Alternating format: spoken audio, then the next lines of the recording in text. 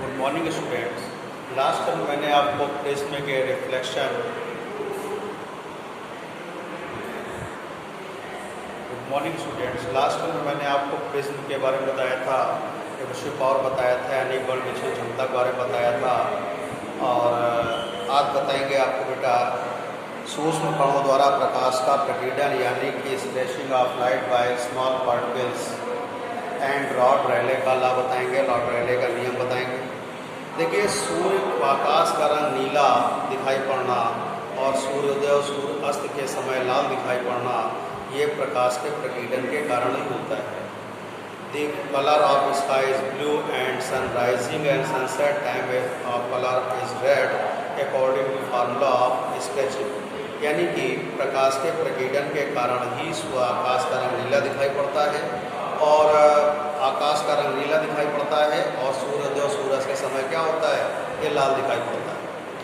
आप देखिएगा कि जब प्रकाश, देखिए पृथ्वी के चारों ओर वायुमंडल में बहुत सारी गैसें हैं, वायु है और धूल के कण हैं।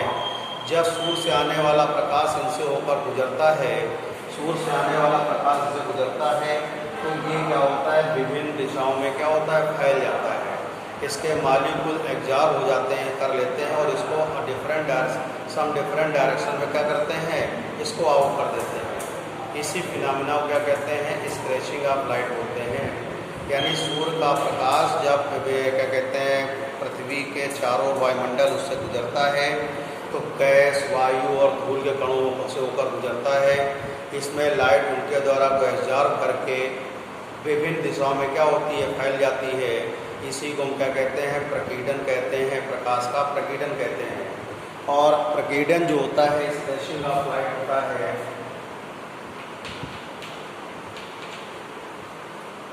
Is universally proportional to the, देखिए लॉर्ड रेले के नियमानुसार scattering is universally proportional to the fourth power of the wavelength of the light. According to Lord Rayleigh law, scattering is inversely proportional to the fourth power of the wavelength of the light. यानी कि Lord Rayleigh के नियमानुसार प्रकाश का जो प्रकीर्णन होता है वो उस प्रकाश की तरंग दैर्घ्य की चतुर्थ घात के व्युत्क्रमानुपाती होता है। मॉलिक्यूल्स का जो साइज होता है वो वेवलेंथ से बहुत ज़्यादा कम होता है। वेवलेंथ से क्या होता है, बहुत ज़्यादा कम होता है।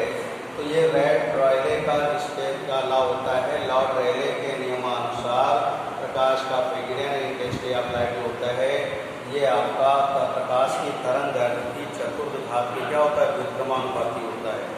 यानी according to law of Lord Rayleigh, scattering is inversely proportional to the fourth power of the wavelength of the light.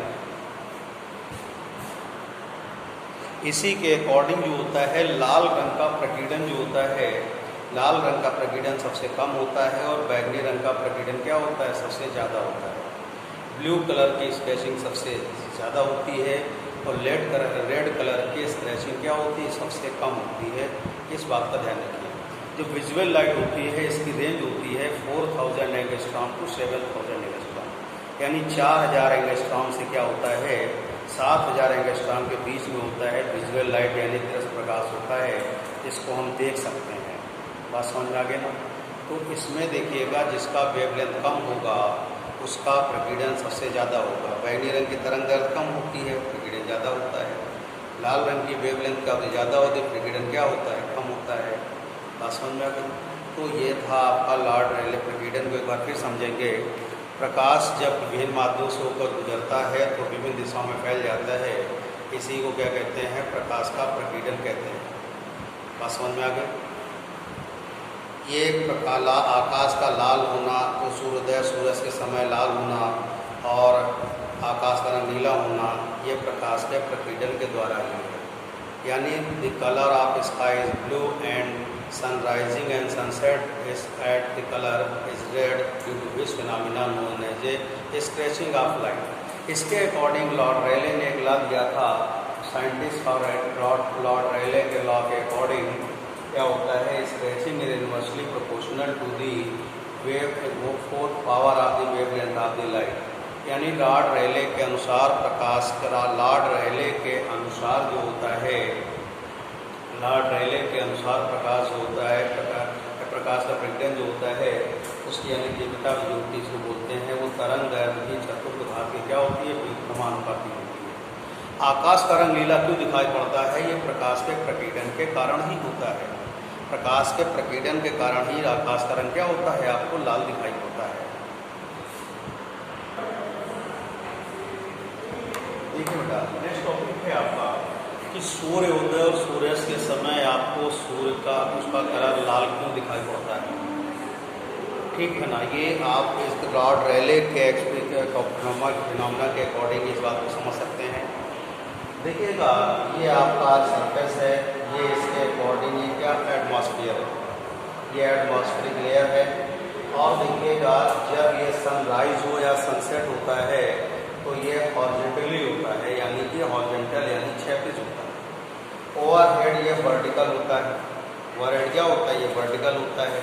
यानी कि जब सनसेट और सनराइज के समय प्रकाश जो होता है, सूर्य से आने वाला प्रकाश ज़्यादा दूरी तय करते हुए आप तक पहुँचता है, तो ज़्यादा से ज़्यादा इसका क्या होता है, प्रकीर्णन अकॉर्डिंग टू लॉर्ड रेले के लॉ के अकॉर्डिंग अदर कलर्स का प्रकीर्णन स्केचिंग हो जाती है, यानी प्रकीर्णन हो जाता है।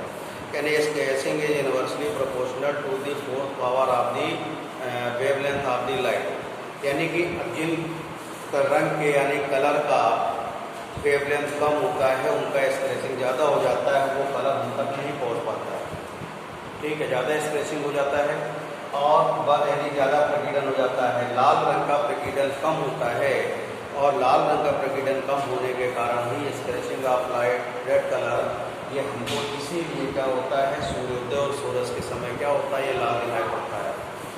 सूर्योदय और सूर्यास्त के समय क्या होता है, ये लाल दिखाई पड़ता है हमको, ये कलर इसका बात समझ में आ गई कि नहीं आ गई, इसे लाल दिखाई पड़ता है ये कलर। सूर्योदय और सूर्यास्त समय क्या होता है, लाल दिखाई पड़ता है। एक और फिर जब ओवरहेड होता है तो हॉरिजॉन्टल की रिस्पेक्ट में वर्टिकल डिस्टेंस बहुत कम होती है, वर्टिकल डिस्टेंस कम होती है, इसलिए इसमें बैगनी रंग का प्रकीर्णन नहीं हो पाता है इतना ज़्यादा, और हमें इसीलिए क्या होता है, लाल आकाश क्या होता है, नीला दिखाई पड़ता है।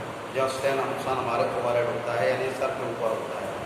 तो एक बार फिर से समझिएगा कि आपसे क्या कह रहे हैं, आपसे क्या बोल रहे हैं, सूर्योदय और सूर्यास्त के समय हमें यह लाल क्यों दिखाई पड़ता है, सूर्योदय और सूर्यास्त के समय लाल हमें क्यों दिखाई पड़ता है कलर। तो देखिएगा,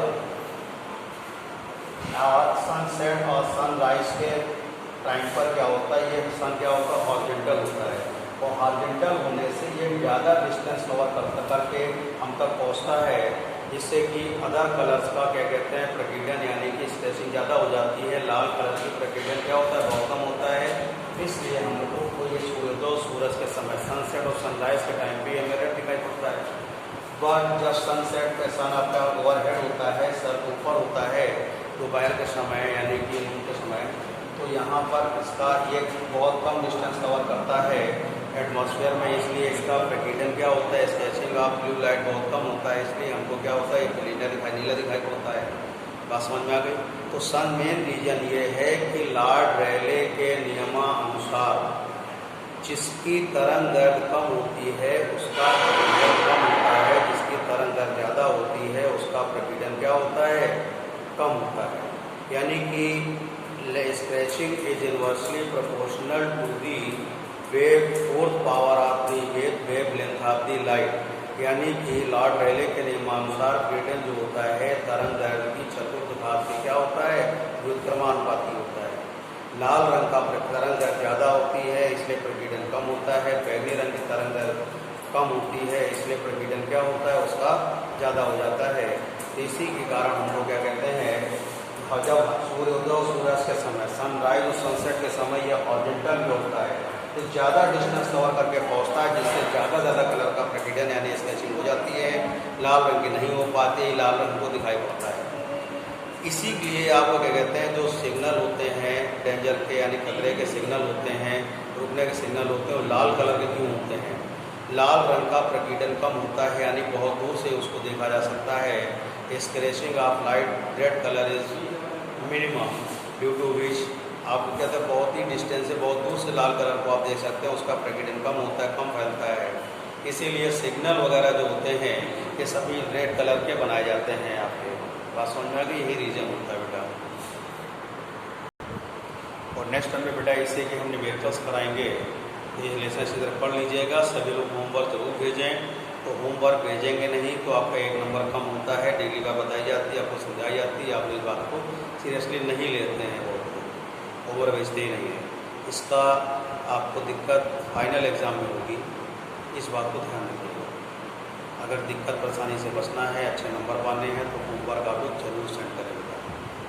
ये बात समझ में आ गई। होमवर्क नहीं भेजेंगे आपका ही नुकसान होता है और पर डे 1 नंबर आपका बेटा कम होता है। इसलिए होमवर्क ज़रूर भेजें बेटा। Thank you.